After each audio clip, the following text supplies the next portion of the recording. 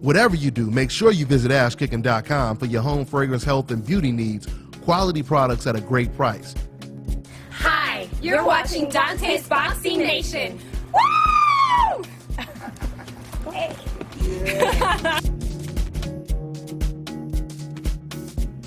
Yeah, it's pretty expensive over there right now.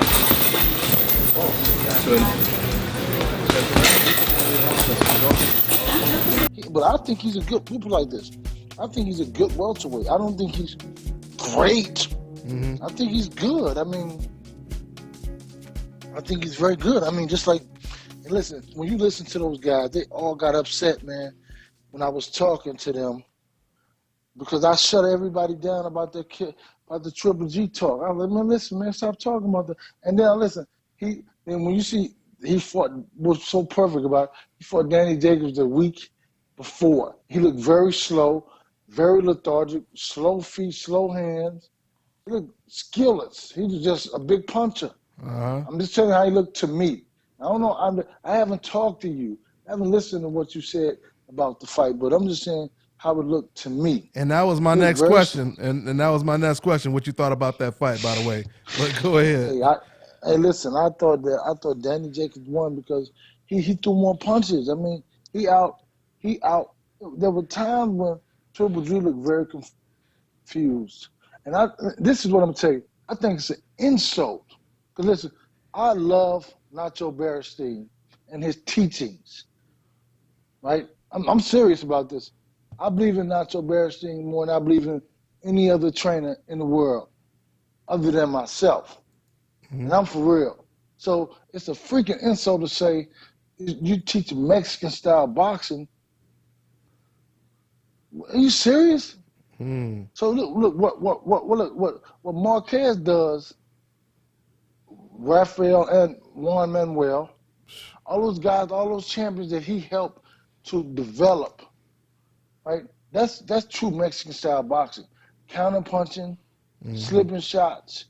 So see, that's what those guys do. So it's a freaking insult that you sell some guy, some knockoff Russian fighter, a Mexican style boxer. You serious? Because his skill set doesn't look anything like Juan Manuel Marquez. But on top of that, he didn't even promote that style of what he considered Mexican style. He didn't even use that style in the Jacobs fight. He didn't use that style in that fight. And in that fight, he was more of a boxer than what he called Mexican style before. Hey, listen, man, his feet too slow, his hands are too slow. He has no defense. So, you just like Oscar De La Hoya said, he put the blueprint out there to beat Floyd Mayweather, but nobody has solved the puzzle yet. So if you win 6 rounds or 5 rounds and he wins, the blueprint is if you beat him and you follow that blueprint, that's an effective game plan.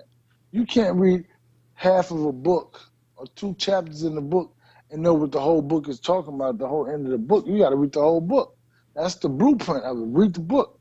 So, I mean, for this guy to say he said a blueprint to beat Triple G, come on, that's laughable. It's a joke. You had 2 good rounds. You landed some shots on a slower guy. That's what. Listen, man, put it like this. This is true. Forget what everybody else is saying. What I'm saying is exactly what Kell Brook said on the couch and said. He's slow feet, slow hands. I can beat him. See, because the smaller guy in boxing, the smaller guy generally can always beat. If he's a good skill, but the small guy, he can beat a big guy every day of the week. An average big guy, he can beat him because he's faster. A lot of times he's more intelligent. He has to deal. His reaction time is faster because he's fighting smaller guys who are just as fast as he is. So that bigger guy comes in there, it's like he's slow and very lethargic. But what happens is he thought he could beat that big guy, and that big guy was slow. But he just, in that fight, you know what he realized? This is the true thing about it. He was not as good as he thought he was. Because when you look at Triple G, you say, I could beat that dude. That's what he thought. But when he got in there, he realized, well, I'm not as good as I thought it was. Because in that fight, if you just go look at the fight from a technical standpoint, neither one of them did great in the fight. I'm talking about when Kell Brook fought Triple G, and then you think about when. But I think Jacobs. I mean, you know, it was a good fight. But this let me touch on something. I saw where Abel Sanchez said that Triple G is going to beat Errol, and you know what? Before he said that Errol was going to beat Kell Brook. So excuse me. Wait, he said. Wait, Abel said that Triple G is going to beat Errol. No. Sorry, I mean, wrong. Abel said that Kell Brook is going to beat Errol. Okay. That's what Abel Sanchez.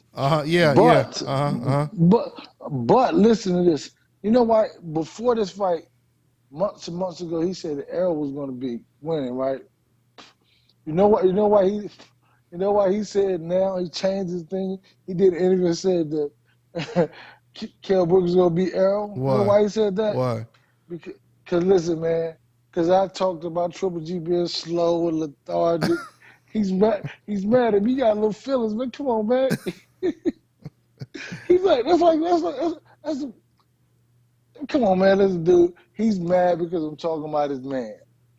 Yeah, because Abel was praising the hell out of Errol Spence a couple months ago when we interviewed him. He was saying that dude is the truth, basically. That you know. But listen, because I was talking about Triple G. Triple G looked bad, man. 2 fights in a row. 2 fights in a row. He didn't look great. He didn't look great against Kell Brook. He didn't. And this is the thing about it too.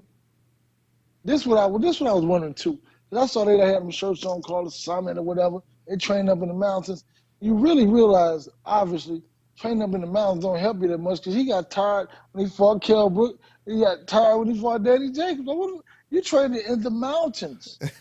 Are you serious? So it's really not about how high the elevation is unless you're working really hard. Hey, Derrick, but do you think it also had a little something to do with him also just being worried a little bit about getting caught by Danny Jacobs because he was in there for the first time with a true middleweight with power, athleticism, and all that kind of stuff, or what? I think he didn't think about that until he was in there. I think he thought about it for us. I mean, like, you know, I mean, because you can't go into the mind of a guy. Yeah. What he was thinking, but at the same time, he kept his hands up really high. Mm-hmm. And he didn't and he got pushed back a lot. Like he hit him or threw punches and he went back. Yep.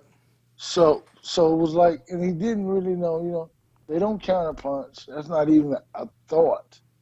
They don't, you know, so, you know, you think about it, it was like, man, it was kind of like he looked like a regular fighter, a regular person. Like they built him up to be a god.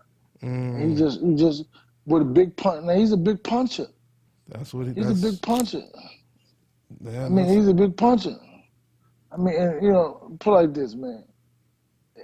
Every time they bring these guys over here, it's always somebody gonna send them back home.